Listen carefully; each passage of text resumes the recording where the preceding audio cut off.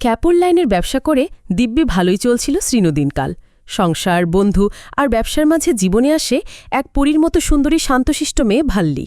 একসাথে একটা সাজানো স্বপ্নের মতো জীবন কাটানোর স্বপ্ন গুনতে শুরু করে। কিন্তু রাত ৯টা বাজতেই ঘটে অদ্ভুত এক ঘটনা। যে ভাল্লি সারাদিন একদম শান্ত আর স্নিগ্ধ, সে রাত ৯টা বাজতেই হঠাৎ বদলে যায়। তার চোখে মুখে ঘোর, মুখে ঘন নিঃশ্বাস, আর মনের মধ্যে একটাই পাগলামি, সিরিয়াল দেখতে হবে এখনই। প্রথমে ব্যাপারটা শ্রীনো তেমন গুরুত্ব না দিলেও প্রতিদিন একই কাণ্ড হতে দেখে তার মনে জমতে থাকে সন্দেহ বীজ। দিনের আলোয় ভাল্লি কিছুই মনে করতে পারে না যে গতরাতে সে কি করেছে, কিন্তু প্রতি রাতেই সে হয়ে ওঠে এক ভয়ানক সিরিয়াল পিচাস। আর এখানেই গল্পে নেয় অদ্ভুত এক মোড়। কারণ শুধু ভাল্লি না, শ্রীনুর বাকি দুই বন্ধুর স্ত্রীরও একই দশা। রাত ৯টা বাজতেই যেন পুরো প্রাম রূপ নেয় এক সিরিয়াল ভূতের দুনিয়ায়। এই অদ্ভুত ভূতের উৎস কোথায়? ঠিক রাত ৯টায় কেন তাদের পাগলামি শুরু হয়? আর এমন কি আছে ওই সিরিয়ালে যার টানে স্বাভাবিক মানুষ বদলে যায় বিভৎস আত্মায়? হঠাৎই আত্মারা কোথায় থেকেই বা এলো? আর এরা ঠিক রাত ৯টায় বা কেন আসে? এমন ভরপুর সাসপেন্স, গা ছমছমে ভয়ের সাথে মেলাগুলো কমেডিয়ার মজা সব টুইস্টে ভরা হরর কমেডি নিয়ে আজ এক্সপ্লেন করব শুভাম। সন্ধ্যা পেরিয়ে রাত হয়ে গেছে। সবাই গ্রামের এক বাসার পাশে ভিড় জমিয়ে কান্নার রোল ফেলে দিয়েছে। কারণ এ বাসার বৃদ্ধ মহিলার যান প্রায় যায় অবস্থা। মহিলাটার পোতা বুক চাপড়ে কান্না করে বলছে, আহারে দাদি, সারা জীবন পাগলামি করে গেলে। সকালে তো নিজের বানানো পাথরের মতো মোয়াগুলো চিবিয়ে চিবিয়ে খাচ্ছিলে, তাহলে এখন কি হলো? এখন আমার দোকানের উদ্বোধনী রিবন কে খুলবে বলো? আশেপাশে সবাই দাদির জন্য কান্না করছে, কিন্তু দাদির কোনো সাড়াই নেই। হঠাৎ ঘড়িতে ৯টা বাজতেই মিরাক্কেল শুরু হয়ে যায়। দাদি কোনো মতে হাত কাঁপিয়ে টিভির দিকে ইশারা করে। দাদির পোতা তো কিছুই বুঝতে পারছে না যে কি হচ্ছে, কিন্তু তার স্ত্রী জলদি রিমোট এনে টিভি চালিয়ে দেয়। কারণ ৯টায় দাদির প্রিয় সিরিয়াল শুরু হয়ে যায়। যে এত মানুষের কান্না শুনে এক বিন্দুও নড়ছিল না, সে সিরিয়ালের আওয়াজ শুনতেই একদম ঘাড় ঘুরিয়ে তাকায়। সিরিয়ালের নায়ক রাজাবাবু মনে মনে বলে, আজ আমি আমার ভুল বুঝতে পেরেছি। লক্ষ্মী, তোমাকে আজ আমি আমার করে নিয়ে যাবই। বলেই দরজায় টোকা দিলে ধুমধুম তার নানাটন শুরু হয়ে যায়। আজ সবাই বোকার মতো একবার দাদিকে দেখে তো একবার সিরিয়াল দেখে। দরজা খুলতে এক মহিলা চিঠি গিয়ে বলে, লক্ষ্মী চিঠি রেখে কোথাও চলে গেছে। রাজা চিঠিটা খুলতেই দেখে লক্ষ্মী লিখেছে, আমি চলে যাচ্ছি, আমাকে আর খুঁজবেন না। বেচারা রাজার মাথায় তো আকাশ ভেঙে পড়ে। আর এখানেই সিরিয়ালের শেষ। এই দৃশ্য দেখে মৃতপথযাত্রী দাদিও লাফিয়ে ওঠে, চিৎকার করে রাজাকে গালি দিয়ে বলে, এই মেয়েকে আর কত জ্বালাবি? তোর মাথা ফেটে মরণ হয় না কেন? দেখেছেন সিরিয়ালের কি পাওয়ার? মরা মানুষকেও জেতা করে দেয়। টিভিতে বলে, খুব জলদি আপনাদের পছন্দের কাপড় রাজার লক্ষ্মীর মিলন পর্ব হবে, তাই ৯টা বাজতেই টিভিতে চোখ রাখতে ভুলবেন না কিন্তু। দেখা যায় এ গ্রামের সবাই এই জনম জনমের বন্ধন নামের সিরিয়ালের এতটাই পাগল যে ৯টা বাজতে পুরো গ্রামের রাস্তা একদম ফাঁকা হয়ে যায়। হাতে গোনা কটা কুকুর ছাড়া কিছুই দেখা যায় না। শ্রীনো নামের এক হোস্ট টিভিতে হোমটাউন নামের এক লাইভ অনুষ্ঠানে আসে, যেখানে কল করলেই TV, Blender, fan, pressure cooker এমন নানা পুরস্কার পাওয়া যাবে। শ্রীনো প্রোগ্রাম শুরু করতেই কলের হিড়িক পড়ে যায়। তবে শ্রীনোর শর্ত হলো সে একটা ভিডিও চালু করবে। এরপর সেই ভিডিও থেকে যে কোনো একটা প্রশ্ন করবে। যে সেই প্রশ্নের উত্তর দিতে পারবে পুরস্কার হবে তারই। পুরস্কারের লোভে পাল্লি নামের এক দর্জিটি কল দেয়। শ্রীনু বিরক্ত হয়ে বলে, রোজ কল দিয়ে কি লাভ? একবারও তো পুরস্কার জিততে পারেননি। পল্লী বলে, পুরস্কার না জেতা পর্যন্ত আমিও হার মানব না। শ্রীনুর সাথে সাথে একটা গানের ভিডিও চালু করে। কিছুক্ষণ পর গান বন্ধ করে জিজ্ঞেস করে, এবার বলেন এই গানের নায়িকা কতবার ভ্রু নাচিয়েছে? এটা কোনো প্রশ্ন হলো? বেচারা পাল্লি এবারও না পেরে হতাশ হয়ে কল কেটে দেয়। এরপর যারাই কল করে সবাই কেমন উদ্ভট প্রশ্ন করে যে কেউ কোনো উত্তর দিতেই পারে না, আর কারো গিফট যেতে হয় না। এভাবেই কোনো মতে প্রোগ্রাম শেষ করে শ্রীনু যেন হাফ ছেড়ে বাঁচে। শ্রীনু আসলে হোমটাউন চ্যানেলের মালিক, নিজে একটা ডিশলাইনের দোকান আছে। শ্রীনু তার অ্যাসিস্ট্যান্ট বান্টিকে বলে, এত চিৎকার করে কথা বলতে গিয়ে গলা বসে গেছে। বান্টে বলে, আপনি তো এই চ্যানেলের মালিক, তাহলে নিজে এত কষ্ট করার কি দরকার? প্রোগ্রামটা আমাকে সামলাতে দিন। শ্রীনু বলে, শোন, একটা প্রোগ্রাম চালানো এত সহজ না, বুঝেছিস? তখনই নিচ থেকে এক লোক এসে জানায় তার টিভি স্ক্রিনে দাগ দেখা দিচ্ছে। শিনু বলে, আমি বান্টিকে পাঠিয়ে দিব। বলেই নামার সময় বান্টিকে বলে, আজ তো অমাবস্যা রাত, রাতে একটা ভূতের মুভি চালু করে দিস। সকাল সকাল আদর্শ স্ত্রীর মতো পুজো করতে থাকা এই মেয়েটার নাম হলো গায়ত্রী। আর সদ্য বাজার থেকে ফিরে আসা এই লোকের নাম সুরেশ। সুরেশের হাতে মাছ দেখে গায়ত্রী বলে, আজ তো শনিবার, তাহলে মাছ কেন? সুরেশ রেগে বলে, তোমার খাওয়ার দরকার নেই, শুধু আমি খাবো। গায়ত্রী লক্ষ্মী স্ত্রীর মতো সুরেশ বলার আগে সব কাজ শেষ করে দেয়। কখনো গোসলের পানি এগিয়ে দেয়, কখনো খাবার এগিয়ে দেয়। তবে প্রতিদিনের মতো আজও সুরেশ টিফিনের খাবার খায়নি, তাই গায়ত্রী তার দাড়িতে সেই মেনুর পাশে ক্রসিংকে দেয়। গায়ত্রী সুরেশকে বলে, বাসার ব্লেন্ডারটা নষ্ট হয়ে গেছে, একটু ঠিক করে আনলে ভালো হতো। নির্দয় সুরেশ বলে, দুটো হাত আছে না, আজ থেকে হাতেই বাড়বে। গায়ত্রীও চুপচাপ হাতে হা মেলায়। আর এই যে সকাল সকাল দোকানে বিরক্তি নিয়ে এসেছে, তার নাম চরণ। চরণের একটাই সমস্যা, তার দোকান থেকে সবাই বাকি তাতে জিনিস নিয়ে যায়। চরণের স্ত্রী শালিনী হঠাৎ বলে, ওই যে মা ইতনি তুলসী একটা সিরিয়াল আছে না, ওখানে নায়িকা ছোট মা একটা মিরর ওয়ার্কের শাড়ি পরেছিল, আমাকে এমন একটা শাড়ি কিনে দিবে? চরণ রেগে বলে, এই মহিলা আগের 2টা স্বামীকে ছেড়েছে, তোমার তাকে ফলো করার কি দরকার? বেচারি শালিনীর মনটাই খারাপ হয়ে যায়।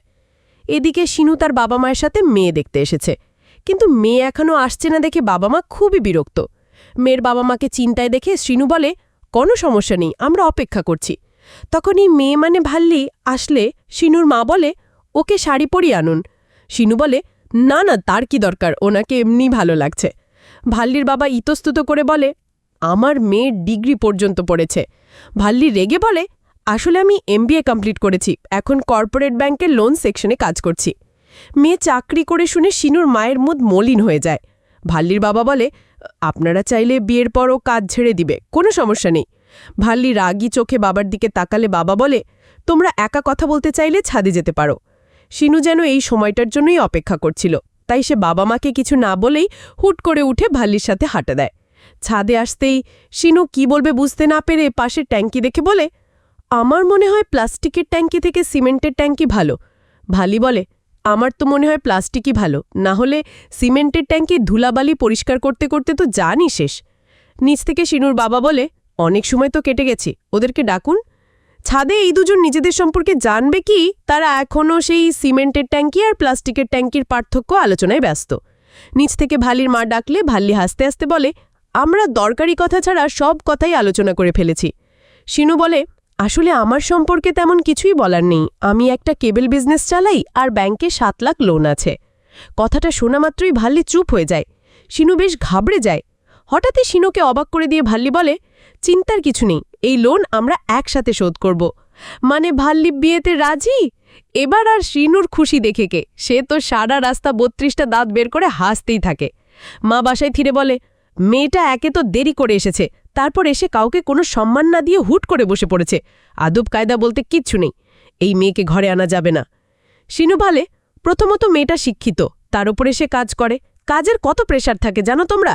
ভালো করে শুনে নাও, আমি এই মেয়েকেই বিয়ে করব। ওদের বাসায় কল দিয়ে বিয়ের তারিখ ঠিক করো। আর হ্যাঁ, বাসায় সিমেন্টের ট্যাঙ্কি সরিয়ে প্লাস্টিকের ট্যাঙ্কি লাগাবো। বাবা মায়ের আর বুঝতে বাকি থাকে না, ছেলে আর তাদের নিয়ন্ত্রণে নেই। ভালি তার স্ত্রী হয়ে আসবে, এই খুশিতে শ্রীনু নতুন টিভি টেনে বাসার পথে যাচ্ছে। হঠাৎ শুনে ডিশ কুমার নামের এক ছেলে বলছে সে শহরে নতুন এক ডিশ সার্ভিস চালু করবে, যেখানে সব বয়সের মানুষের জন্য আলাদা আলাদা চ্যানেল থাকবে। বাসার মহিলাদের জন্য সিরিয়াল, বাচ্চাদের জন্য কার্টুন চ্যানেল, আঙ্কেলদের জন্য খবর আর গানের চ্যানেল। এসব শুনে বান্টি বলে, আপনি চিন্তা নিয়েন না, আমাদের ক্যাবল টিভিকে কেউ ছাড়বে না। এসবের পাত্তা না দিয়ে শিনু খুশি মনে নতুন টিভি নিয়ে বাসায় ঢুকলে বাবা অবাক হয়ে জিজ্ঞেস করে, এসব কেন? শিনু বলে, আমার নতুন সংসার হবে না বাবা। বাবা তো হতবাক হয়ে যায়। 2 বিবাহিত বন্ধু সুরেশ আর চরণ তাদের অবিবাহিত বন্ধুকে শিক্ষা দিতে আসে। শ্রীনু বলে, ভাল্লি যখন বলল আমরা একসাথে লোন শোধ করব, তখনই আমি তার প্রেমে পড়ে যাই। চরণ সুরেশকে বলে, দেখেছিস, এখনই বলছে যে বউয়ের টাকায় চলবে। শ্রীনু অবাক হয়ে তাকালে সুরেশ বলে, তুই একটু অভিনয় করে দেখাতো, বিয়ের পর তুই কিভাবে তোর স্ত্রীর কাছে চাইবি? শ্রীনু চোখ বুজে লজ্জা লজ্জা মুখ করে বলে, যদি কোনো সমস্যা না থাকে তাহলে কি 1 কাপ চা দিবে? না পারলেও সমস্যা নেই, আমি বানিয়ে নিব। এত ভালো ব্যবহার দেখে সুরেশ আর চরণ হাসতে থাকে। চরণ বলে, জানিস আমি কিভাবে চাই? একবার শুধু বলি চা, ব্যাস সাথে সাথে শালিমে চা নিয়ে আসে। রমেশ বলে, আমার তো চা উচ্চারণ করা লাগে না, হাত দিয়ে ইশারা করলেই কাপ চলে আসে। এসব অস্বাভাবিক কথা শুনে শ্রীনু বলে, তোরা তো দেখি পিওর সাইকো। সুরেশ বলে, আলফা মেল না হয়ে ব্যানম্যান করলে বউ আরেক আলফা মেল খুঁজে পালিয়ে যাবে। শিনু বেচারা ভয় পেয়ে গেলে সুরেশ বলে, শোন, 2 প্রকারের পুরুষ থাকে, একটা হলো সাধারণ পুরুষ আর আরেকটা হলো আলফা মেল। আর এই আলফা মেলের বৈশিষ্ট্য কোনো বইয়ে বা ইতিহাসে পাওয়া যাবে না, এটা শুধুমাত্র অভিজ্ঞ আলফা মেল থেকেই পাওয়া যায়। শিনু হতভাগ হয়ে বলে, এই আলফা মেলকে আবার কোথায় পাওয়া যায়? চরণ বলে, আরে তোর সামনে তো বসে আছে, আর আমরা এই গুণ পেয়েছি আমাদের বাবা আর দাদাদের কাছ থেকে। আলফা মেলের বৈশিষ্ট্য হলো এরা বউকে শাসনের ওপরে রাখে, বাসায় সে যা বলবে তাই হতে হবে, আর সে কখনোই তার ভুল স্বীকার করবে না, সরিও বলবে না। মানে এমন একজন যে কাউকে ভয় পাবে না, লজ্জা করবে না, আর নিজের বউয়ের সাহায্য তো কখনোই নিবে না। শিনু বলে, এইসব কি বলছিস? সুরেশ বলে, দেখ, আমরা আমাদের বউদেরকে ভালোবাসি, তার উপর আমাদের তো লাভ ম্যারেজ, কিন্তু তাদের সামনে কখনো ইমোশন দেখানো যাবে না, দুর্বলতা দেখানো যাবে না, তাহলে বউ ভয়ে একদম টাই থাকবে। দেখতে দেখতে বিয়ের দিন চলে আসে। শালিনী আর গায়ত্রী মিলে ভাল্লিকে সাজিয়ে দিচ্ছে। শালিনীর এত সুন্দর সাজানো দেখে ভাল্লি প্রশংসা করে বলে, তুমি কি কোনো পার্লারে কাজ শিখেছ? শালিনী বলে, আরে না, 4টা সিরিয়াল দেখেই শিখে গেছি, আমার খুব ইচ্ছা একটা পার্লার দিব। ভাল্লি বলে, তাই নাকি? লোন চাইলে আমি ব্যবস্থা করে দিব। পিছন থেকে গায়ত্রী বলে, সংসারে শুধু স্বামী কামালেই হয়, স্ত্রীর কামানোর কি দরকার? এসব শুনে ভাল্লির ভালো না লাগলেও সে চুপ করে থাকে। শালিনী বলে, সব টাকা আবার স্বামীকে দিয়ে দিও না, কিছু টাকা নিজের জন্য রেখে দিও। দুজনের থেকে 2 রকম মতামত শুনে ভাল্লি আরও কনফিউজ হয়ে যায়। কিছুক্ষণ পর শালিনী আর চরণ বিয়ের ভেন্যুতে আসলে অটোওয়ালা টাকা ফেরত দিলে শালিনী টাকা নিতে যায়। সাথে সাথেই চরণ টাকা ছিনিয়ে নিয়ে নেয়। শালিনী গায়ত্রীকে কমপ্লেটে টিপ পরিয়ে দিতেই সুরেশ রেগে গায়ত্রীকে দেখলে গায়ত্রী ভয়ে টিপ খুলে ফেলে। এদিকে 2 আলসামেল শ্রীনুকে এত বোঝানোর পরও সে ভাল্লিকে বউতে দেখে তাকিয়ে দেখার জন্য পাগলামি শুরু করে দেয়। কখনো পর্দার আড়াল থেকে উকি দেয়, তো কখনো আড়াল থেকে তাকায়। আংটি খোঁজা দিতে প্রথমে ভাল্লি আংটি পেলে সুরেশ আর চরণ রেগে তাকায়, তাই পরের বার শিনু আংটি আর হাতছাড়া করে না। এইভাবেই দুষ্টুমিষ্টি খুনছুতিতে শিনু আর হাল্লির বিয়ে শেষ হয়। এরপর সব এক এক করে গিফট দিতে আসে। চয়ন একটা সোনার আংটি দিলে শিনু খুশিতে হাঁটু গেড়ে বসে ভাল্লিকে আংটি পরাতে গেলে 2 বন্ধু আর চোখে তাকায়। শিনু জলদি উঠে আলসোম্যাল সাজনাটক করে স্বাভাবিকভাবে আংটি পরিয়ে দেয়। এইভাবেই তো সঙ্গদোষে লোহা ভাসে। রাতে শিনু বেশ চিল মুডে ভাল্লির জন্য অপেক্ষা করছে। ভাল্লির রুমে আসতেই শিনু জিজ্ঞেস করে, মা কিছু বলেছে? ভাল্লি মিটি হেসে বলল আপনি নাকি ভোলা ভালা, কিচ্ছুই নাকি বোঝেন না। শিনু বাচ্চারা প্রথম দিনেই এভাবে নিজেকে বোকা বানাবে, তা হয় নাকি? তাই বন্ধুদের বুদ্ধিমতো নিজেকে আলফামেল প্রমাণ করতে বলে, বাসার লোক আসলে আমাকে চেনেই না, আমি হলাম এই এলাকার বস, না হলে এত বছর কেবল টিভি চালাতে পারি নাকি? আমার পাশে দাঁড়ানোর ক্ষমতা কারণেই। ভাল্লি সে পাত্তা না দিয়ে চা দিয়ে খেতে শুরু করলে শিনু রাগ করেছে এমন ভাব দেখে উঠে চলে যায়। ভাল্লি ডাকলেও কোনো পাত্তা দেয় না। হঠাৎই ঘড়িতে 9টার ঘণ্টা বাজে। সাথে সাথেই সহজ সরল ভাল্লির রূপ বদলে এক হিংস্র রূপে উঠে দাঁড়িয়ে সোজা টিভির কাছ থেকে রিমোট নিয়ে টিভি দেখতে বসে যায়। শিনু বলে, আসলে এই টিভি তোমার জন্যই এনেছি, মাথা সিরিয়াল দেখে, কিন্তু আমি তো ইংলিশ মুভি পছন্দ করি। বলতে বলতেই দেখে ভাল্লি সিরিয়াল নিয়ে বসে গেছে, তাও আবার মহল্লার সবার প্রিয় সেই জনম জনমের বন্ধন সিরিয়াল। রাজা তখনও তার স্ত্রী লক্ষ্মীকে খুঁজছে। এই সিরিয়াল দেখে ভাল্লি কেমন যেন অস্বাভাবিকভাবে তাকিয়ে আছে। শ্রীনু কয়েকবার ভাল্লিকে ডাকে। ভাল্লি কোনো সাড়া না দিলে রেগে বলে, এটা কি কোনো সিরিয়াল দেখার সময় নাকি? ভাল্লি আচমকায় বিভৎস নজরে তাকিয়ে মুখে আঙুল রেখে চুপ করে বসতে বলে। বেচারা শ্রীনু কি আর করবে, রেগে আরেক পাশে ফিরে ঘুমিয়ে পড়ে। আর ভাল্লি তখন সিরিয়াল দেখে চোখ থেকে টপ টপ করে পানি পড়ছে। মনে হচ্ছে তার উপরে যেন কোনো অশরীরই ভর করেছে। সকাল হতেই বেচারা শ্রীনু মন খারাপ করে নাস্তা খেতে বসেছে। ভাল্লি রেডি হয়ে এসে শ্রীনুর মাকে বলে, আমাকে রুটি দিন তো, অফিসে যেতে হবে। মা অবাক হয়ে তাকিয়ে রান্নাঘরে চলে যায়। ভাল্লি শ্রীনুকে বলে, রাতে কি হয়েছিল আপনার? কিছু না বলেই ঘুমিয়ে গেলেন। তখনই টিভিতে খবর দেখায় যে জনম জনমের বন্ধনে সিরিয়ালের লক্ষ্মী আর রাজার যেন জলদি দেখা হয়ে যায়। তাই সিরিয়ালের ভক্তরা কেউ মন্দিরে মানত করছে, তো কেউ ডিরেক্টরকে গালি দিচ্ছে। এসব শুনে ভাল্লি বলে, সামান্য সিরিয়ালের জন্য কেউ আবার এসব করে নাকি? শ্রীনু হতবাক হয়ে তাকায়। রাতে দেখল এক রূপ আর এখন আরেক রূপ। ভাল্লি তখন শাশুড়ির বানানো খাবার মজা করে খেয়ে আঙুল চাটতে চাটতে বলে, মা আর একটা রুটি দিন তো। মা তো রেগে রান্নাঘরে দেয় হাঁটা। বেচারা শ্রীনু চুপচাপ বসে থাকে। সে আর কি বা করবে? শ্রীনু ভাল্লিকে তাদের কেবল টিভির অফিস দেখাতে নিয়ে আসলে ভাল্লি দেখে পাশে আরেক ডিশের দোকানে বড় বড় করে লেখা, পাশের ওদের কাছে আছে 50টা চ্যানেল আর আমাদের কাছে আছে 999টা। শ্রীনু রেগে ডিশকুমারকে ঝাড়তে আসলে ডিশকুমার বলে, আমার দোকানে সাইনবোর্ড লাগিয়েছি, তাতে আপনার কি সমস্যা? শ্রীনু আর কিছু বলতেই যাবে, তার আগেই ভাল্লি রেগে এসে বলে, কি মনে করো নিজেকে? আমার স্বামীকে দেখে নরম মনে হয়, কিন্তু তার বিরুদ্ধে দাঁড়ানোর কারো সাহস নেই, বুঝেছ? আজই এই বোর্ড নামাবে আর দূর হয়ে যাবে এখান থেকে। সহজ সরল ভাল্লির এই রূপ দেখে বেচারা শ্রীনু জলদি তাকে টেনে নিয়ে বাইকে ওঠায়। রাস্তায় শ্রীনু বলে, আমি তো কথা বলছিলাম, তুমি ঝগড়া করতে গেলে কেন? ভাল্লি বলে, আপনাকে উল্টাপাল্টা বলবে আর আমি চুপ থাকবো নাকি? স্কুলে স্টেজে গান গাইতে গেলে এক ছেলে একবার আমাকে বাজে কথা বলেছিল, তাকে এমন মার দিয়েছিলাম যে কোনোদিন সামনেই আসেনি। শ্রীনু ভাবে, যাকে এত নরম স্বভাবের ভেবেছিল সে দেখে একদম গুন্ডি। শ্রীনু বলে, তা একটা গান শোনাও তো। ভাল্লি বলে, আজ রাতে শোনাবো বলেই লাজুক হাসি দিয়ে চলে যায়। রাতে ভাল্লি শ্রীনুকে বলে, আমি আজ অফিসে বসে একটা কথা ভাবছিলাম, আমাদের ডিশলাইনে নতুন একটা প্রোগ্রাম চালু করতে হবে। এতে আমাদের শত্রুপক্ষের সব চাল ভেস্তে যাবে। আমরা যদি সন্ধে 6টার পরিবর্তে সন্ধে 7টায় কোনো প্রোগ্রাম চালাই তাহলে কেমন হয়? শ্রীনু রেগে বলে, এ ব্যাপারগুলো আমি নিজের সামনে নেব। ভাল্লি কষ্ট পেয়েও মুখ গোমরা করে বসে থাকে। শ্রীনু এসে গান গাইতে বললে ভাল্লি মুখ ফুলিয়ে বসে থাকে। শ্রীনু ভাল্লিকে বলে, সকাল থেকে আমি তোমার গান শোনার জন্য অপেক্ষা করছি। ভাল্লির মনটা ভালো হয়ে গেলে সে গান গাইতে শুরু করে, কিন্তু শ্রীনুকে তার দিকে তাকিয়ে থাকে দেখে হেসে হেসে বলে, আপনি চোখ বন্ধ করুন, না হলে আমি গান গাইতে পারবো না। শ্রীনু চোখ বন্ধ করে অপেক্ষা করছে। ঠিক তখনই ঘড়িতে 9টার ঘণ্টা বেজে ওঠে। শ্রীনু চোখ বন্ধ করে সিরিয়ালের গান শুনতে পেয়ে চোখ খুলে দেখে ভাল্লি টিভি ছেড়ে তার সামনে বসে মুগ্ধের মতো সিরিয়াল দেখছে। রিক্ত হয়ে টিভির সামনে দাঁড়িয়ে বলে, তুমি আবার পাগলের মতো সিরিয়াল দেখতে বসে গেছ? ভাল্লি কোনো উত্তর না দিয়ে শ্রীনুর সাইড দিয়ে টিভি দেখে। শ্রীনু রেগে টিভির কেবল খুলে দিলে ভাল্লি বেশ রাগি চোখে শ্রীনুর দিকে তেড়ে আসে। এরপর নিজেই টিভির সুইচ লাগিয়ে সিরিয়াল দেখতে বসে পড়ে। শ্রীনু রেগে বলে, তুমি নিজের স্বামীকে অসম্মান করছো। ভাল্লি কোনো উত্তর না দিয়ে খাটের পাশে বসে সিরিয়াল দেখতে থাকে। শ্রীনু আবারও টিভি অফ করতে গেলে ভাল্লি এক হাত দিয়ে পুরো ঘাট ধাক্কা মেরে সরিয়ে চিৎকার করে বলে, টিভি বন্ধ করার সাহস দিয়ে পেলি কোথায়? শ্রীনু ভয়ে টিভি চালিয়ে এক কোনায় গিয়ে বসে পড়ে। ভাল্লি এক নজরে হাঁ হয়ে তখনও সিরিয়াল দেখেই যাচ্ছে। পরের দিন সকলে অফিসে সুরেশ দেওয়ালে পোস্টার লাগাচ্ছে। শ্রীনু চিন্তিত গলায় বলে, গত রাতে একটা অদ্ভুত ঘটনা ঘটেছে। চরণ বলে, তোমরা কি ওই জনম জনমের বন্ধন সিরিয়ালের ব্যাপারে কিছু জানো?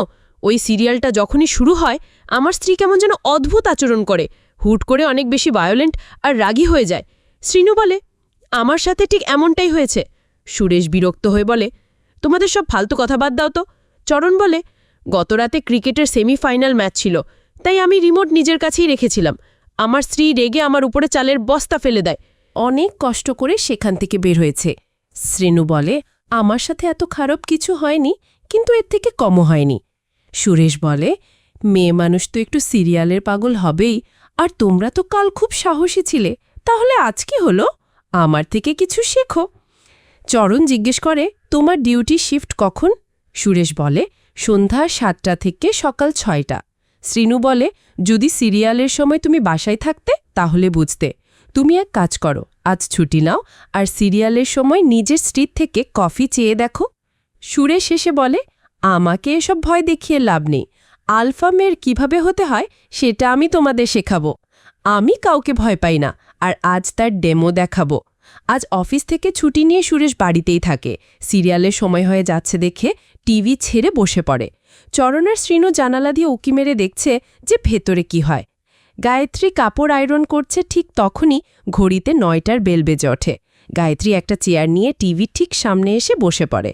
টিভি চ্যানেল চেঞ্জ করে সিরিয়াল দিলে সুরেশ বেশ রেগে বলে, তুমি কি শুনতে পাচ্ছ না আমার কফি লাগবে? গায়ত্রী তাও মন্টুমুগ্ধের মতো সিরিয়াল দেখতে থাকে।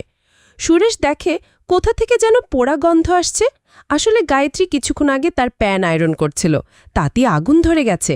সুরেশ তাড়াতাড়ি গিয়ে আয়রন বন্ধ করে গায়ত্রীর কাছে এসে বেশ রেগে বলে, যাও আমার জন্য এখনই কফি বানাও। বলেই রিমোট নিয়ে টিভি বন্ধ করে। রিমোটের ব্যাটারিগুলো খুলে ফেলে দেয়। চরণ আর শ্রীনু ভাবতে থাকে, ব্যাটারি ফেলে দেওয়ার আইডিয়াটা তো ভালোই। হঠাৎই গায়ত্রী ভয়ঙ্করভাবে সুরেশের দিকে তেড়ে এসে বলে, ব্যাটারি দাও। সুরেশ রেগে বলে, এখন কি তুমি আমাকে মারবে নাকি যে এভাবে তেড়ে এসেছ? আমার সাথে এভাবে কথা বললে তোমাকে বাসা থেকে বের করে দিব। এদিকে বাইরে থেকে চরণ আর শ্রীনু বারবার সুরেশকে থামানোর চেষ্টা করছে, কিন্তু কে শোনে কার কথা? সে তো আলফা মেল। গায়ত্রী রেগে সোজা সুরেশের গলা টিপে ধরে শূন্য উঁচু করে ধরে, তারপর দূরে টেবিলের দিকে ছুঁড়ে মারে। সুরেশ বেশ ভয় পেয়ে যায়। গায়ত্রী তখনও রিমোটের ব্যাটারি চাইতে থাকলে সুরেশ ভয়ে পাগলের মতো ব্যাটারি খুঁজতে থাকে। শ্রীনু আর চরণ জানালা দিয়ে বলে, ব্যাটারি রান্নাঘরের দিকে ছুঁড়ে মেরেছে। এটা শুনে সুরেশ ভয়ে রান্নাঘরের দিকে গিয়ে ব্যাটারি খুঁজছে। গায়ত্রী রেগে চরণদের দিকে তাকালে তারা বোকার মতো চেহারা করে হেসে দেয়। এদিকে সুরেশও ফ্রিজের নিচে ব্যাটারি খুঁজছে। গায়ত্রী এসে জোরে জোরে ফ্রিজ ঢাকাচ্ছে। ঠিক তখনই সিরিয়ালের আওয়াজ পেয়ে গায়ত্রী পাগলের মতো টিভির সামনে গিয়ে বসে পড়ে। আসলে শ্রীনুরা নতুন ব্যাটারি লাগিয়ে টিভি চালিয়ে দিয়েছে। গায়ত্রী মন্টুমুগ্ধের মতো সিরিয়াল দেখতে ব্যস্ত হয়ে গেলে দুইজন তাড়াতাড়ি সুরেশকে নিয়ে বাইরে বের হয়। পরের দিন সকালে সুরেশ কোমর ব্যথায় কাটাতে কাটাতে বলে, নিশ্চয়ই ওটা একটা অভিশপ্ত সিরিয়াল। ওটা দেখলেই মানুষের উপরে আত্মা ভর করে। আমাদের নিজেদেরই এই সমস্যার সমাধান করতে হবে। শ্রীনু বলে, এমনটা শুধু আমাদের 3 জনের স্ত্রীর সাথেই কেন হচ্ছে? কেউ কি আমাদের বাসায় ঢুকে কালো জাদু করেছে? চরণ বনে, কোনো ভূতের কাহিনীও তো হতে পারে। সবাই বেশ চিন্তায় পড়ে যায়। বাসায় ফিরে শ্রীনু দাঁত ব্রাশ করছে, তখনই ভাল্লি আসলে বেচারা ভয় পেয়ে যায়। ভাল্লি কিছু না বলেই ওয়াশরুমে ঢুকে পড়ে। ভাল্লিকে ওয়াশরুমে যেতে দেখে শ্রীনুর মা বলে, তোমার স্ত্রী কি তোমার সাথে ঠিকমতো কথা বলে নাকি অদ্ভুত আচরণ করে? শ্রীনু জিজ্ঞেস করে, কেন, কি হয়েছে? মা বলে, আমি গতরাতে ভাল্লিকে শুকনো কাপড় উঠিয়ে আনতে বললে কেমন যেন অদ্ভুত আচরণ করে। শ্রীনু জিজ্ঞেস করে, তখন কয়টা বাজছিল? মা বলে, রাত 9টা 9:30টার দিকে হবে। শ্রীনু বলে, ও, আমার তোমাকে আবার মারিনি তো? শ্রীনুর মা ছেলেকে এক থাপ্পড় মেরে বলে, ওই জন্মজন্মের বন্ধন নামের কোনো এক সিরিয়াল দেখছিল। ঠিক তখনই ভাল্লি ওয়াশরুম থেকে বের হলে তারা দুইজনই ভয়ে সরে গিয়ে নিজেদের মতো কাজ করার ভান ধরে। এরপর থেকে 3 বন্ধুই তাদের স্ত্রীকে দেখলেই ভয় পেয়ে যায়। রাস্তায় ভাল্লি জন্মজন্মের বন্ধন সিরিয়াল নিয়ে একটা পোস্টার দেখতে পেয়ে সেটা দেখে হাসতে থাকে যে মানুষ সিরিয়াল নিয়ে একটা পাগল হয় কিভাবে। অস্ত্র তো সে আসল সত্যি তো জানেই না। চরণের স্ত্রী তো নিজের পার্লারের বিদ্যা চরণের উপরই অ্যাপ্লাই করতে শুরু করেছে। বেচারা ভয়ে কিছু বলতেই পারছে না। এইদিকে সুরেশ যে পান থেকে চুন খসলে স্ত্রীর সাথে কিটমিট করত, সে এখন স্ত্রীর বউয়ের খারাপ রান্না খেয়েও বোকার মতো বলে রান্না অনেক ভালো হয়েছে। কয়েকদিন পর এক রাতে বাইরে প্রচণ্ড বিদ্যুৎ চমকাচ্ছে। ভাল্লি শ্রীনুকে বলে, এই ওয়েদারে পাকোড়া খেতে খেতে মুভি দেখতে বেশ মজা লাগবে। শ্রীনু ঘড়ির দিকে তাকিয়ে দেখে প্রায় 9টা বাজতে চলেছে। সে ভাল্লিকে বলে, তুমি থাকো, আমি মুভির ক্যাসেট নিয়ে আসি। বাড়ির বাইরে আসতেই দেখে গ্রামের অন্যান্য বাড়ির পুরুষরাও ঘরের বাইরে তাদের মতোই দাঁড়িয়ে আছে। পরের দিন সকালে শ্রীনু তার বন্ধুদেরকে বলে, গ্রামের সব পুরুষদের সাথে একই ঘটনা ঘটছে, কিন্তু কেউ মুখ খুলছে না। চরণ বলে, কারণ গ্রামের সবাই একই সমস্যায় পড়েছে আর লজ্জায় কিছু বলতেও পারছে না। দিন দিন গ্রামের সবার ভেতরে নিজেদের স্ত্রীর প্রতি ভয় বাড়তেই থাকে। চরণের স্ত্রী শালিনী চরণকে বলে, আমি গত 1 সপ্তাহ ধরে তাড়াতাড়ি ঘুমিয়ে পড়ছি আর আমার সিরিয়াল মিস হয়ে যাচ্ছে। চরণ অবাক হয়ে বলে, সবার সাথে সেটা হচ্ছে। এদিকে সুরেশ সহ তার বাকি কলিগরা অফিসে এসে সবাই ম্যানেজারকে রিকোয়েস্ট করে সবাইকে যেন নাইট শিফট দেওয়া হয়, মানে কেউ আর রাতে বাসে থাকতেই চায় না। চরণের কাছে একজন মহিলা এসে বাজার করে বলে, রাতে বাসায় পাঠিয়ে দিও তো। চরণ মুখের উপর মানা করে বলে, না না, রাতে কোনো ডেলিভারি হবে না। সিনু দেখে গ্রামের সবাই এখন যার যার বাসায় ডিশ কুমারের ডিশ লাইন লাগাচ্ছে। এদিকে ভাল্লি পানি খেতে গিয়ে আটা ফেলে দিলে শ্রীনুর মা ভীষণ রেগে যায়। ভাল্লির শাশুড়িকে সরি বলতে থাকে। তখনই শ্রীনু এসে কোনো মতে মাকে টেনে বাড়ি নিয়ে যায়। না জানি কখন ভাল্লির উপর আত্মভর করে আর সে মায়ের ঘাড় মটকে দেয়। শ্রীনু বারান্দায় দাঁড়িয়ে আছে। তখনই ভাল্লি এসে বলে, তোমার মা আমার নামে তোমাকে কিছু বলেছে তাই না? শ্রীনু বেশ ঘাবড়ে বলে, কই, তেমন কিছু না তো। ভাল্লি বলে, তোমার মা আমাকে পছন্দ করে না। আসলে আমিও বাসার কাজ করতে চাই, কিন্তু স্কুল কলেজের পর চাকরি সব মিলিয়ে আর কখনো বাসার কাজ শিখে ওঠা হয়নি। শ্রীনু আমতামতা করে বলে, মা তোমাকে শিখিয়ে দিবে? ভাল্লি জিজ্ঞেস করে, তুমি কি আমার থেকে কিছু লুকাচ্ছ? কোনো সমস্যা থাকলে আমাকে সোজাসুজি বলে দাও, আমরা দুজনে মিলে সলভ করে নিব। এরপর এমন কিছু হলে সোজা আমাকে আগে বলবে। শ্রীনু বলে, আচ্ছা ঠিক আছে। বিকেলবেলা 3 বন্ধু মিলে এক তান্ত্রিক মহিলার বাসায় আসে। এই তান্ত্রিকের নাম হলো মায়া। 3 জন গিয়ে মায়ের সামনে বসে পড়লে মায়া হুট করে হাত উঁচু করে চরণের দিকে ইশারা করে বলে, তোর তো হয়ে গেছে। এরপর সুরেশের দিকে ইশারা করে বলে, তোরও হবে। মায়ের অ্যাসিস্ট্যান্ট বলে, গুরুমা তোমাদেরকে বলেছে তোমাদের আর বেশি দিন নেই। এটা শুনে 3 জনই ভয় পেয়ে যায়। চরণ বলে, এভাবে বলবেন না, আপনি ছাড়া আমাদের আর কোনো উপায় নেই। শ্রীনু বলে, আমরা আপনার কাছে সমাধান যেতে এসেছি, আমরা অনেক বড় সমস্যায় পড়েছি। তাদের কথার মাঝে মায়া তাদেরকে থামিয়ে চোখ বন্ধ করে কিছু একটা অনুমান করে হুট করে চোখ খুলে করে বলে, ও সবসময় রাত 9টায় আসে তাই না? 3 জনই বলে, হ্যাঁ, আপনি সত্যি অনেক ক্ষমতার অধিকারী। মায়া তার অ্যাসিস্ট্যান্টকে কিছু একটা এনে এদেরকে দিতে বলে। এরপর সে তার নিজের দৈব দৃষ্টি দিয়ে কিছু একটা দেখে বলে, এটা কোনো সাধারণ সমস্যা না, এর মুখোমুখি হতে মনে অনেক সাহস আর কঠোর হতে হবে। সুরেশ বেশ ভাব নিয়ে বলে, এসব গুণ আমার মধ্যে আছে। মায়া বলে, তারই নাকি? বলেই সে মন্ত্রলেখা 3টা লিপি দিয়ে বলে, এটা 10 লাখ বার পড়তে হবে। একথা শুনে 3 জনই ঘাবড়ে যায়। চরণ বলে, সেটা শেষ করতে তো 2 থেকে 3 মাস লেগে যাবে। মায়া বলে, সমস্যা নেই, তোমাদের পক্ষ থেকে আমার শিষ্য পড়ে দিবে। ঠিক তখনই মায়ের অ্যাসিস্ট্যান্ট সেখানে এসে বলে, এই কাজের জন্য 10,000 টাকা লাগবে। সুরেশা তাদের মধ্যে আলোচনা করে বলে, থাক, আমরা নিজেরাই করে নিব। মায়ের অ্যাসিস্ট্যান্ট বলে, কোনো কিছু না খেয়ে দিনরাত না ঘুমিয়ে এক পায়ে রোদে দাঁড়িয়ে এই মন্ত্র পড়তে হবে। বাধ্য হয়ে 3 বলদ বলে, বাদ দেন, আমরা বরং টাকাই দিব। মায়া বলে, ভূতের কাছে নিজের ইচ্ছাটাই আসল, তুমি কে তাতে ভূতের কিচ্ছু যায় আসে না, শেষ হলো তোমাকে অত্যাচার করে মারবে। মায়ের অ্যাসিস্ট্যান্ট তাদের হাতে একটা বাক্স আর তিতা শিশি ধরিয়ে বলে, যার ওপর ভূত ভর করেছে তার চুল কেটে এর তরলের মধ্যে রেখে দিবে। তারা হতাশ হয়ে ভাবে, এইসব তারা করবে কিভাবে? দেখতে দেখতে রাত 9টা বেজে যায়। তিনজন স্ত্রী সিরিয়াল দেখতে টিভির সামনে বসেছে। এদিকে তারা একটা বাটিতে ওই তরল ঢেলে কাঁচি দিয়ে বেশ সাবধানে তার স্ত্রীর চুল কাটতে যায়। সুরেশের স্ত্রী গায়ের চেয়ে পিছনে তাকালেই সুরেশ ভয়ে সেখান থেকে পালিয়ে যায়। এদিকে শ্রীনু আর চরণেরও একই অবস্থা। এরপর সুযোগ বুঝে কোনো রকমের চুল নিয়ে সেই তরলের মধ্যে ফেলে দেয়, কিন্তু কিছুই হয় না। সুরেশ রেগে বলে, আমার এসবে বিশ্বাস করাটাই উচিত হয়নি। সে রেগে সেটা ফেলে দিতেই সেখান থেকে ধোঁয়া বের হতে শুরু করে। অনেক কষ্টে পানি দিয়ে সেই ধোঁয়া নিভিয়ে বের হয়ে দেখে তাদের স্ত্রীর মধ্যে এক বৃদ্ধ মহিলার আত্মা বসে আছে, আর তাদের সবার ছবি এদের যার যার বাসার দেয়ালে টাঙানো। মানে এরা হলো তাদের সবার মৃত দাদি। পরের দিন 3 বন্ধু এক জায়গায় হলে চরণ বলে, দাদিরা মারা যাওয়ার পরও সিরিয়াল দেখবে, এটা আবার কেমন কথা? শ্রীনু বলে, এত যদি সিরিয়াল দেখার ইচ্ছা থাকে তাহলে বঙ্গবন্ধু স্যাটেলাইট থেকে ডিসকানেকশন লাগিয়ে নিলেই তো হলো। সুরেশ বলে, মনে হচ্ছে গ্রামে যত বয়স্ক মহিলারা মারা গিয়েছে সবার আত্মা আবার ফিরে এসেছে। সুরেশ বলে, আমার দাদি তো আমাকে কোলে নিয়ে ঘুরতো, আর এখন ওই মহিলার আত্মা আমার গলা টিপে ধরেছিল। চরণ বলে, মায়া কি বলেছিল মনে আছে? আর তারা তাদের ইচ্ছা পূরণ করতে মরিয়া হয়ে যায়।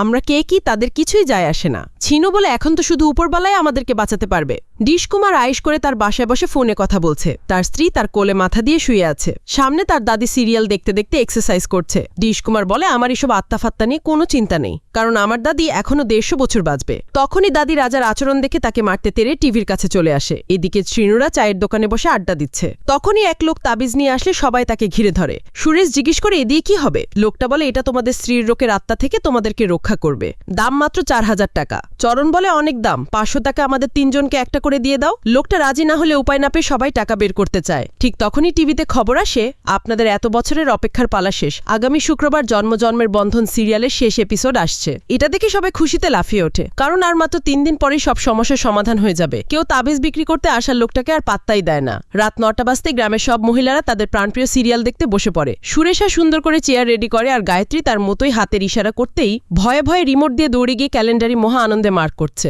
তার মতো শ্রীনু আর চরণও মার্ক করে, কারণ আর মাত্র 3 দিন পরে সিরিয়াল শেষ হলেই দাদির আত্মারা চলে যাবে আর সবার জীবনে শান্তি ফিরে আসবে। ফাইনালি শেষ এপিসোডের দিন দাদিদের আত্মার সাথে সব বাসার স্বামীরা ক্লাইম্যাক্সের জন্য অপেক্ষা করছে। ঝড়ের মধ্যে রাজা ফাইনালি লক্ষ্মীকে দেখে ডাকলে দাদিদের আত্মাও থেকে সব স্বামীরা ব্যাকুল হয়ে তাকিয়ে থাকে যে কখন রাজা তার মনের কথা বলবে আর সিরিয়ালটা শেষ হবে। কিন্তু রাজা লক্ষ্মীকে আপন করে নেওয়ার কথা বলার আগে একটা গাছের ডাল ভেঙে তার মাথায় পড়ে। লক্ষ্মী ডালটা সরিয়ে জিজ্ঞেস করে, ঠিক আছো তো? ফাটা মাথায় হাত রেখে রাজা আচমকায় জিজ্ঞেস করে, কে আপনি? মানে একবারই খেয়ে বাংলা সিনেমার মতো তার স্মৃতি হারিয়ে গেছে। তখনই স্ক্রিনে ভেসে আসে, এই সিরিয়াল আজই শেষ হবে না, বরং আরো লম্বা চলবে। সব স্বামী তো মাথায় হাত, তাই তারা আর দাদির আত্মারা মিলে ডিরেক্টরকে গালি দেওয়া শুরু করে যে এরা জন্য মরার সময়ও পানি না পায়। শালিনুর রেগে টিভি ভেঙে ফেলে। সব স্বামীরা কপাল চাপড়ে কান্না শুরু করে দেয়। এপিসোড 2999। হাসপাতালের বেডে রাজার জ্ঞান ফিরলে লক্ষ্মী জুস নিয়ে এসে জিজ্ঞেস করে, আমাকে মনে আছে? রাজার পুরনো সব কথা মনে পড়ে যায়। লক্ষ্মীর জন্য তার বন্ধুদের সবার কাছে তাকে অপমানিত হতে হতো। রাজা জিজ্ঞেস করে, এখনো চাকরি করো? লক্ষ্মী খুশি হয়ে বলে, হ্যাঁ, সেই টাকা দিয়ে তো আপনার হাসপাতালের বিল দিয়েছি। রাজা রেগে জুসটা লক্ষ্মীর মুখে ছুঁড়ে বলে, তোমার এই দয়া আমার লাগবে না। লক্ষ্মী কষ্টে ডক্টরকে সব জানালে ডক্টর বলে, রাজার সব মনে আছে, এমনকি আপনাদের বিয়ের কথাও সে ভুলেনি, শুধু গত 1 বছরের স্মৃতি ভুলে গেছে, মানে যা দরকার সেটাই ভুলে গেছে। এই স্টোরি দেখে সুরেশ, চরণ আর শ্রীনু তো রাগে মাথায় রক্ত টকবক করছে। সুরেশ বলে, এখন লক্ষ্মীর উপর হওয়া অত্যাচারের 300 এপিসোড বানাবে, তারপর রাজাকে সূর্যতে আরো 300 এপিসোড বানাবে। এইভাবে ঘুরিয়ে পেঁচিয়ে আরো 3000 এপিসোড চলবে। এমন চললে তো আমাদের তো যার যার বইয়ের মার খেয়ে মরে যেতে হবে। সবাই হঠাৎ টিভিতে খেয়াল করে ডিশকুমার শ্রীনুর চ্যানেলে তার ডিশ লাইনের অ্যাড দিয়ে বলছে, যদি নির্বিঘ্নে আপনাদের পছন্দের সিরিয়াল দেখতে চান তাহলে আজকেই ডিশ লাইন বদলে ফেলুন। শ্রীনু রেগে গেলে চরণ বলে, এই সমস্যা পরে মিটাস, আগে মায়ের কাছে চল। 3 বন্ধু গ্রামের পুরো পুরুষ সমাজ নিয়ে মায়ের আস্তানায় আসে। মায়া আগে মতো ইশারায় কি সব জন্য বলে হাত দিয়ে ইশারা করলেই সুরেশ বলে, এই গ্রামের সকল পুরুষদের দুনিয়া ছেড়ে যাওয়ার সময় হয়ে গেছে। চিনু বলে, এর থেকে বাঁচার উপায় কি? মায়া আত্মার সাথে অদ্ভুত ভঙ্গিতে কথা বলে জানায়, ঠিক 10 দিন পর পূর্ণিমা, সেদিন আত্মারা হবে সবচেয়ে শক্তিশালী। ধনী গরিব বড়লোক কেউ বাঁচবে না, এদের থেকে বাঁচা এত সহজ না। ওই শক্তিশালী শক্তির সাথে লড়াই করতে হলে তোমাদের হৃদয়কে মজবুত হতে হবে।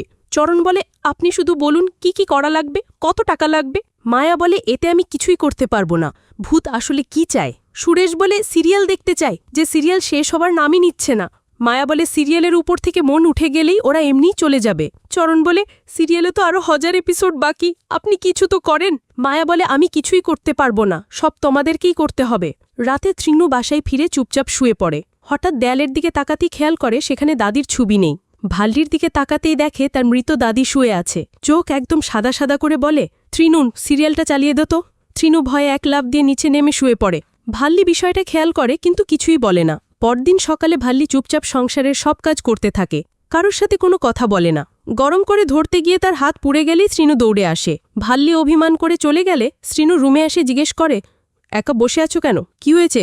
ভাল্লি কান্না করে বলে, সেদিন আমিও আপনাকে জিজ্ঞেস করেছিলাম কি হয়েছে, সমস্যা থাকলে আমাকে বলেন। তখন কি কিছু বলেছিলেন? এই বাসায় কেউ আমার সাথে ঠিকভাবে কথা বলে না, আমি একদম একা হয়ে গেছি। শ্রীনু খাল্লিকে তাদের রুমে ডেকে মেঝেতে বসিয়ে টাইলস দেখিয়ে বলে, এটা পোর্সিলিনের টাইলস, মানে খুবই মজবুত, তারপরও এতে ভারী কিছু ঘষার দাগ আছে। এটা কিভাবে হয়েছে জানো? সেদিন তুমি এক হাত দিয়ে ভারী এই বিছানা টেনে তুলেছিলে। ভাল্লি রেগে বিছানা টেনে দেখিয়ে বলে, কই, এক ফোঁটাও তো নড়ল না। শ্রীনু আমতা আমতা করে বলে, দেখো, ভয় পেও না, তবে সেটা তুমি ছিলে না, আসলে এটা আগে আমার দাদির রুম ছিল, তাই রোজ রাত 9টায় সে আসে। ভাল্লি জিজ্ঞেস করে, সে তো মারা গেছে, তাহলে কিভাবে আসবে? শ্রীনু বলে, সে তো ডিরেক্ট আসে না, তার আত্মা তোমার মধ্যে আসে, 9টার জনম জনমের বন্ধন সিরিয়াল দেখে চলে যাই। ভাল্লি রেগে বলে, দেখো, আমাকে নিয়ে সমস্যা থাকলে সোজা বলে দাও, এত ঘুরিয়ে পেঁচিয়ে বাহানা করার কি দরকার? শ্রীনু বলে, আমি মিথ্যে কেন বলবো, যা সত্যি তাই বলছি। তবে তুমি চিন্তা করো না, এসব শুধু তোমার সাথে না, বরং গ্রামের সব মহিলার সাথেই হচ্ছে। ভাল্লি বলে, তুমি এসব কি ভূতের কথা বলছো? শ্রীনু জড়িয়ে ধরে বলে, ভয় পেও না, আমরা এর সমাধান বের করে নিব, এই সব কিছুই সিরিয়ালের জন্য হচ্ছে। ভাল্লি কোনো কথা না বললেই শ্রীনু ঘড়ির দিকে তাকিয়ে দেখে 9টা বেজে গেছে, তার মানে দাদি চলে এসেছে। ভাল্লির দিকে ভালো করে তাকিয়ে দেখে তার পুরো চোখ সাদা, চোখের ভেতরে শিরা উপশিরা সব স্পষ্ট ফুটে উঠেছে। ভয়ে শ্রীনু ছিটকে গিয়ে পড়ে, নিজের মাথা চাপড়েই বলে, আমি তো ভূতের সাথেই ভূতের গল্প করছিলাম, বেচারা তো পিয়েক করে দেওয়ার মতো অবস্থা হয়। কোনো রকমে দৌড় মেরে রুম থেকে বের হয়ে যায়, আর দাদির আত্মা নিশ্চিন্তে সিরিয়াল দেখতে বসে যায়। 2:30 বাজলেই সিরিয়াল শেষ হয়ে যায়, আর দাদিও চলে যায়। ভাল্লি নিজেকে টিভির সামনে এভাবেই একা বসে থাকতে দেখে ফ্লোরের দাগটা ভালো করে দেখে। তারপর শ্রীনুই বলা কথাগুলো মনে করতে থাকে। পরদিন মন্দিরে এসে ভাল্লি শালিনী আর গায়ত্রীকে জিজ্ঞেস করে, তোমরা রাত 9টা থেকে 10:30 পর্যন্ত কি করো? দুজনেই বলে, তা ঠিক জানি না, আমাদের স্বামীরা বলেছে সকালে রোদে কাজ করি, তাই নাকি ক্লান্ত হয়ে তাড়াতাড়ি ঘুমিয়ে যাই। ভাল্লি বলে, আমি জানি কি হচ্ছে, বলেই শ্রীনুর বলা সব কথা বলে দেয়। এদিকে সুরেশ আর চরণ সব জানতে পেরে শ্রীনুকে ধাক্কা মেরে বলে, তুই কেন ভাল্লিকে সব বলতে গেলি? আমাদের আলফা পুরুষের সম্মান একদম ধুলাই মিশিয়ে দিলি। আমরা তো সিদ্ধান্ত নিয়েই নিয়েছিলাম কাউকে কিছু বলবো না, কেন এমন করলি? শ্রীনুর বাচ্চারা মায়া কান্না জোরে বলে, তোরা কি জানিস গতকাল ভাল্লির কি অবস্থা হয়েছিল? আমার জায়গায় তোরা থাকলে তো তোদের প্যান্টই ভেসে যেত। এদিকে 3 বন্ধুর স্ত্রীরা আত্মার সমস্যার সমাধানে পূজা শুরু করে দেয়। এক একজন নিজ নিজ স্বামীকে এক এক রকমের আইডিয়া দেয়। কেউ বলে ডিশলাইন কেটে দিতে, তো কেউ বলে ব্যাটারি খুলে ফেলতে, কিন্তু এইসব আইডিয়া তো এই বেচারারা আগেই অ্যাপ্লাই করেছে, তাই কোনো কাজই হয় না। উল্টা দাদিরা আত্মা সিরিয়ালে রাজা লক্ষ্মীর উপরে নানাভাবে অত্যাচার করতে দেখে রেগে শ্রীনু সুরেশ আর চরণের উপরে ভয়ঙ্কর অত্যাচার শুরু করে দেয়। রুমে জিনিসপত্র ভাঙতে শুরু করে দেয়। ভেতরে জোরে শব্দ পেয়ে শ্রীনু রেগে বের হয়ে যায়। বাবা মা জিজ্ঞেস করে, উপরে কিসের শব্দ হচ্ছে? শ্রীনু রেগে বলে, বাবা, তোমার মা রোজ এসে আমার স্ত্রীর উপরে ভর করে, আজ অমাবস্যার রাত, চাঁদ রক্তের মতো লাল। সিরিয়াল শুরু হলেই রাজা লক্ষ্মীর উপর অত্যাচার শুরু করে দেয়, আর এইসব দেখে দাদিরা তাদের পোতাদের উপরে অত্যাচার করে।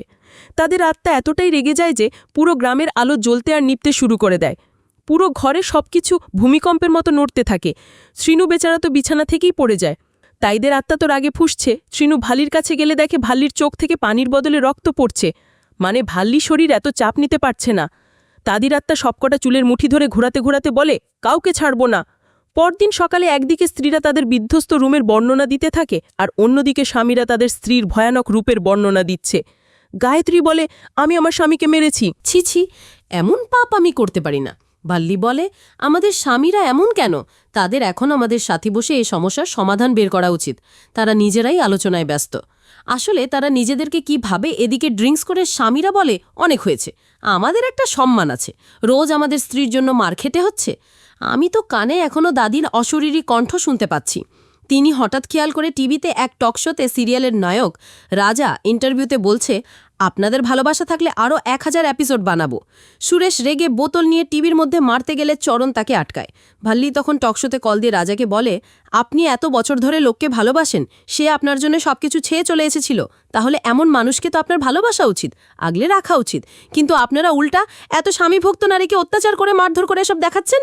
রাজা বলে, আহা, অত্যাচারের সিন দেখানোর পরই তো ভিউ আকাশচুম্বী হয়ে গেছে, টিআরপি রাতারাতি বেড়ে নম্বর 1 সিরিয়াল হয়ে গেছে।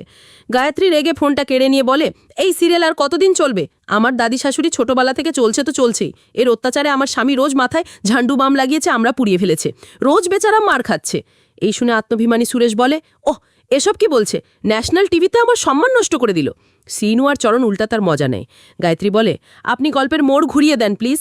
রাজা বলে, এখন কেউ ভালোবাসা পছন্দ করে না, বাস্তব জীবনেও সবাই আমার ক্যারেক্টারের মতো ভিলেন ক্যারেক্টারই পছন্দ করে। ভল্লি, গায়ত্রী আর শালিনী রেগে ফোন কাড়াকাড়ি করে ইচ্ছে মতো রাজাকে গালি দিয়ে দেয়। রাজাও রেগে বলে, পরের এপিসোডে লক্ষ্মীকে এমন মারা মারবো যে একদম মেরেই ফেলবো, না ভালো লাগলে অন্য কোনো শো দেখেন। টকশো শেষ। সুরেশ বেচারা তো শোকে বাঁচে না যে সবার সামনে কিভাবে তার সম্মান নষ্ট হয়ে গেল। শ্রীনু কিছু একটা ভেবে বলে, মায়া বলেছিল সমাধান তোমাদেরই করতে হবে, তাহলেই সবার মঙ্গল হবে। পরদিন শ্রীনু তার প্ল্যান চরণকে বললে চরণ বলে, এসব কাজে দেবে না। দুজনেই তর্ক শুরু করে দেয়। তখনই সুরেশ এসে জিজ্ঞেস করে, কি হয়েছে আগে বল। চরণ বলে, আরে নতুন একটা দিয়ে নতুন সিরিয়াল বানাবে। সুরেশ বলে, অডিয়েন্স কি সেটা বিশ্বাস করবে? চরণ বলে, শ্রীনু মেকআপ করে নিবে। সুরেশ অনেক চিন্তা করে বলে, ঠিক আছে, মানলাম তোর কথা, কিন্তু তুই দুটা সিরিয়াল একই সময় কিভাবে দেখাবি? চরণ বলে, শ্রীনু বলেছে কেবেলের কাজ সাজি করে কোনো না কোনোভাবে ম্যানেজ করে নেবে। সুরেশ বলে, কিন্তু গল্পে ভূত তাড়ানোর জন্য এমন কি থাকবে? শ্রীনু বলে, আমাদের দাদিরা কি চায়? গল্পে হ্যাপি এন্ডিং, তাই আমরা লক্ষ্মী আর রাজাকে মিলিয়ে দেব, তাহলে সবাই খুশি। চরণ রাজি হতে না চাইলে সুরেশ আর শ্রীনু চরণকে রাজি করানোর চেষ্টা করে। অনেক বলার পর সুরেশ রাজি হতে না চাইলে চরণ আর শ্রীনু তাকে অনেক কষ্টে রাজি করায়। অনেক বলার পর সুরেশ রাজি হয়ে বলে, কিন্তু সুর করবে কে? শ্রীনু সাথে সাথেই কল দিয়ে ডিরেক্টর বাবু আর ক্যামেরাম্যান ঘানাকে ডেকে আনে। চরণ বাবু আর ঘানাকে দেখে বলে, তুই কি শিওর এরা পারবে? বাবু বলে, ওর কথায় কান দিয়েন না, শোনেন, এই এরিয়ায় আমাদের মতো কম বাজেটে আর কেউ শ্যুট করে দেবে না, তা আপনারা কিসের মুভি বানাবেন? শ্রীনুরা বাবু আর ঘানাকে নিয়ে সেই অভিশপ্ত সিরিয়াল দেখায়। বেশ মনোযোগ দিয়ে সিরিয়াল দেখার শেষে ঘানা ভীরুকে বলে, ভাই এরা তো অলরেডি গল্প অনুযায়ী ভিডিও বানিয়ে ফেলেছে। শ্রীনু বলে, আসলে সিরিয়ালে যেভাবে গল্প বলে সেটা আমার পছন্দ না, তাই আমরা চাই গল্পের শেষটা আমরা যেমন বলবো তেমন হবে। চরণ জিজ্ঞেস করে, সিরিয়ালে যেমন দেখলেন আপনারা কি একেবারে সেম টু সেম কপি বানিয়ে দিতে পারবেন? ভীরু বলে, আরে এসব দিয়ে ভাববেন না, আমাদের কাছে তো এসব একদম ডাল ভাত, কত বড় বড় মুড়ি বানালাম, আরে এ তো সামান্য সিরিয়াল। ধানা বলে, আপনি শুধু অ্যাক্টরদেরকে নিয়ে আসেন, তারপর দেখে নিয়েন, 2 দিনের মধ্যেই কাজ শেষ করে দেব। সিনু বলে, আসলে আমরা অ্যাক্টরদেরকে আনতে পারবো না, আপনাদেরকেই অন্য কাউকে নিয়ে কাজ চালিয়ে নিতে হবে। ব্যাস, এরপরেই নকল সিরিয়াল বানানোর কাজ শুরু হয়ে যায়। নকল অ্যাক্টর এনে তাদের একদম সিরিয়ালের হিরো হিরোইনের মতো মেকআপ করিয়ে শুটিং শুরু করা হয়। নকল সিরিয়াল বানানোর শেষে ঠিক রাত 9টায় সিনু তার অফিসে গিয়ে চ্যানেল বদলে তাদের নকল সিরিয়াল চালু করে দেয়। এরপর তাড়াতাড়ি বাসায় চলে আসে। সিরিয়ালে লক্ষ্মী রান্নার জন্য গ্যাসের চুলা ধরানোর চেষ্টা করছে, আর রাজা রান্নাঘরে জানলায় দাঁড়িয়ে দেখছে, কারণ সে গ্যাসের চুলার পাইপ লিক করে রেখেছে, যেন চুলা জ্বালানোর সাথে সাথেই লক্ষ্মী পুড়ে মারা যায়। এদিকে দাদিদের আত্মারা সিরিয়াল দেখার সময় তাদের কেমন যেন সন্দেহ হয়, কারণ এই চেহারাগুলো কেমন যেন অপরিচিত, তাই তারা টিভির কাছে গিয়ে ভালো করে দেখার চেষ্টা করে। তখনই 3 বন্ধু এসে তাদের স্ত্রীদেরকে বলে, আরে এটা তো রাজাবাবু, ওই যে সেম বোটাম শর্ট আর প্যান্ট পরে আছে, চিনতে পারছো না? লক্ষ্মীও তো একই শাড়ি পরে আছে। ওরে দাপরে, এটা কিভাবে হলো? গ্যাসের সিলিন্ডার লিক কে করলো? এবার তো ব্লাস্ট হয়ে গেলে লক্ষ্মী মারা যাবে। ব্যাস, এবার সবাই টেনশনে ছটপট করতে লাগে, তাদের লক্ষ্মী মরে যাবে এটা কোনোভাবে মানা যাবে না। কিন্তু লক্ষ্মী রাজাকে বলে, শুনেছেন, গ্যাস শেষ হয়ে গেছে, আমি আপনাকে তো বলতেই ভুলে গেছি। প্ল্যান ফেল হয়ে গেলে রাজা কপাল চাপড়ায়, কিন্তু দাদিদের আত্মা তো খুশিতে লাফাচ্ছে, কারণ তাদের লক্ষ্মী বেঁচে গেছে। সিরিয়াল শেষ হলে 3 বন্ধু বলে, জীবনে আজ প্রথমবার ভূতকে বোকা বানালাম, গ্রামের প্রায় সবাই আমাদের সিরিয়াল দেখেছে। এভাবেই চলতে থাকলে আমাদের প্ল্যান সফল হয়ে যাবে। তখনই গ্রামের এক লোক শ্রীনুকে বলে, তোমরা গ্রামের লোকের ভালোর জন্য সিরিয়ালের গল্প বদলে দিলে, তোমরা তো আমাদের গ্রামের সুপার হিরো। এরপর থেকেই শ্রীনুর ব্যবসা চাঙ্গা হয়ে যায়। গ্রামের প্রায় সব বাসা থেকেই ডিশ কুমারের লাইন বদলে শ্রীনুর ডিশ লাইন নেওয়া হয়। কয়েকদিন পরে চরণ শ্রীনুকে বলে, এখন আত্মারা আমাদের সিরিয়ালে বিশ্বাস করে ফেলেছে, লক্ষ্মী আর রাজার মেল গড়িয়ে সিরিয়াল শেষ করে দিলেই তো হয়ে যায়। শ্রীনু বলে, রাজা লক্ষ্মীকে মারতে চেয়েছিল, এখন হঠাৎ যদি এভাবে মেল হয়ে যায় তাহলে সন্দেহ করতে পারে। নকল হিরো বলে, গল্পটা কিভাবে শেষ করবেন সেটা আমি আপনাদেরকে বলছি। একদিন রাতে অনেক বৃষ্টি হচ্ছে, লক্ষ্মী সাদা শাড়ি পরে রাজার দিকে মায়াভয় দৃষ্টিতে তাকায়। তখনই হঠাৎ বিদ্যুৎ চমকালে লক্ষ্মী ভয়ে রাজাকে জড়িয়ে ধরে। তখনই রাজা লক্ষ্মীর কাছাকাছি চলে আসে। নকল হিরোইন বলে, আমি এসব পারব না, এটা পারিবারিক সিরিয়াল, তাছাড়া ওচিয়েন আর গপ্প সব অশ্লীলতা প্রমোট করে না। ডিরেক্টর গানা বলে, আমি বলি শোনো, একদিন রাজা সিঁড়ি দিয়ে নামার সময় গড়িয়ে পড়ে হাত পা ভেঙে যাবে, এরপর লক্ষ্মী তাকে সেবা যত্ন করে সুস্থ করে তুলবে, তখনই রাজা লক্ষ্মীর প্রেমে পড়ে যাবে। শ্রীনু বলে, আরে গত 3 মাস ধরে সিরিয়ালে এটাই হচ্ছিল। সুরেশ গায়ত্রীকে বলে, আরে এতে রেগে যাবার কি হলো? তুমি কখনো চাকরি করেছ? তোমার মা চাকরি করেছে, কিন্তু না, তা হবে না। দাদির আত্মা বলে, চাকরি বাদ দিয়ে 5 থেকে 10 টাকার জন্য লক্ষ্মী এখন রাজার কাছে হাত পাতবে নাকি? তুমি লক্ষ্মীকে চাকরি করতে না দিয়ে কাজটা ঠিক করলে না। রাজা দাদির আত্মা খেপে গিয়ে চেয়ার দিয়ে মাথায় বাড়ি মারে, তো কেউ আয়না ভেঙে কাচের উপরে হাঁটতে শুরু করে। 9:30টায় সিরিয়াল শেষ হলে সবাইকে হাসপাতালে নিয়ে আসা হয়। শ্রীদের এমন অবস্থা দেখে সবাই বেশ কষ্ট পেয়েছে। শ্রীনু তো কান্না করতে করতেই বাইরে চলে আসে। সুরেশ বাইরে এসে শ্রীনুকে জিজ্ঞেস করে, কাঁদছিস কেন, কি হয়েছে? শ্রীনু বলে, তোর প্ল্যানের কারণে আজ এদের এই অবস্থা হয়েছে। চরণ বলে, ওদের গুরুতর কিছু হয়নি, আর আমরা যদি নিজেরাই মারামারি করি তাহলে এই সমস্যা থেকে বের হব কিভাবে? সবসময় দায়িত্রী বলে, গল্প পছন্দ হয়নি তাই আমরা এত কিছু করে ফেললাম। এত কিছু হয়ে গেলে আপনারা আমাদেরকে বললেননি কেন? মা বাবাকে জানালে শ্রীনুর বাবা বলে, আমার মা একবার আমার সাথে দেখা করতেও আসেনি, অথচ প্রতিদিন রাত 9টায় ঠিকই সিরিয়াল দেখতে চলে আসে। সবাই মিলে সমুদ্রের পাড়ে বসলে শ্রীনু বলে, আসলে একজনের সিদ্ধান্ত অন্যজনের উপর চাপিয়ে দেওয়াটা ঠিক না। সবকিছু তোমাদের সাথে শেয়ার করা দরকার ছিল। এখন থেকে তোমাদের নিয়ে আলোচনা করব যে সামনে কি করা যায়। শেষ এপিসোডে রাজা আর লক্ষ্মীর কিভাবে মেল করিয়ে দেওয়া যায় এটা এবার তোমরা ঠিক করবে। 3 জন মিলে স্ক্রিপ্ট লিখতে বসে, কিন্তু তাদের অবস্থা ঠিক আমার মতোই। কে লিখবে তার কোনো আগামাথাই পাচ্ছে না বাল্লি। বলে, আমরাও তো মেয়ে, তাই লোকে সেটাই চাই যেটা আমরা চাই, তাই আমরা আমাদের মতো করে স্ক্রিপ্ট লিখব। স্ক্রিপ্ট অনুযায়ী শুটিং সেট করে শুটিং শুরুও হয়ে যায়। রাজা হাসপাতালের ডিস্কে এসে বলে, আপনাদের বিল কত এসেছে? মেয়েটা বলে, আপনার স্ত্রী সব বিল দিয়ে দিয়েছে। রাজা বলে, আমি কারো দয়া চাই না, ও যা টাকা দিয়েছে সব ফিরিয়ে দিন। রাত তখন 9টা বাজতে চলেছে। শ্রীনুর বাবা অপেক্ষা করছে কখন তার মা সিরিয়াল দেখতে আসবে। ভ্যালির শ্বশুর শাশুড়ি আশীর্বাদ নেয় যেন দাদি শাশুড়ির আত্মা এবার তার পিছু ছাড়ে। সবাই সিরিয়াল দেখার জন্য প্রায় রেডি। সুরেশ আর গায়ত্রীর প্রেম তো উতলে পড়ছে। ওই যে দেখেন, একই বোতলে 2টা স্ট্রো দিয়ে খাচ্ছে। শ্রীনু ভ্যালির পাশে বসলে তার বাবা বলে, তুই এই পাশে আয়, আজ আমি একটু মায়ের সাথে বসি। আর শ্রীনুর মা শাশুড়ির জন্য পাওভাজি বানিয়ে এনেছে। কিন্তু রাত 9টা বাজতে গেলেই টিভি অন করলেও চ্যানেল আসে না। ঠিকমতো সিগন্যাল না পেয়ে ঝিরঝির করছে। রাত 8:53। চরণ আর সুরেশ শ্রীনুকে কল দিয়ে বলে, চ্যানেল তো আসছেই না। শ্রীনুর বাবা বলে, কিরে, আমার মা কি আসবে নাকি আসবে না? এদিকে 9টা বাজতে চলল। সব স্ত্রীরা তাদের স্বামীর জন্য ভয় পেয়ে বলে, আপনারা ঘরের বাইরে গিয়ে দরজা বন্ধ করে দিন। ভাল্লির কথমতো তাকে দড়ি দিয়ে শক্ত করে চেয়ারে বেঁধে রাখা হয়। ভাল্লিকে বেঁধে সবাই সিঁড়িতে বসে সিরিয়াল শুরু হবার অপেক্ষা করতে থাকে। অবশেষে সেই মহেন্দ্রক্ষণ 2:07 যেমন ওচিয়ার গপ্পের ভিডিও আসে, ঠিক তেমনি 9টা বাজলে জনম জনমের বন্ধনে সিরিয়াল আসে কিন্তু আজ ওচিয়ার আর ভিডিও আসলে সিরিয়াল আর আসে না। আর তাতেই আত্মা রেগে ফুঁসতে শুরু করে। সে যেন আজ কোনো কিছুই আস্ত রাখবে না। ঘরের সব কিছু তছনছ শুরু করে দিয়েছে, আর চেয়ার শূন্যে উঠিয়ে বাতাসে ভাসতে থাকে। অপরদিকে গায়ে চেয়ার শালিনী দরজা জানলা প্রায় ভেঙেই ফেলেছে। ভালি চেয়ারটা উল্টে পরিবারের সবাইকে বলে, 9টা বাজে, এখনও সিরিয়াল চালু করিসনি? 3 বন্ধু তাড়াতাড়ি কেবল অফিসে এসে দেখে কেউ তাদের সব কেবল আর সেটআপ ছিঁড়ে রেখেছে। চিনু বলে, এসব নিশ্চয়ই ওই ডিশকুমারের কাজ।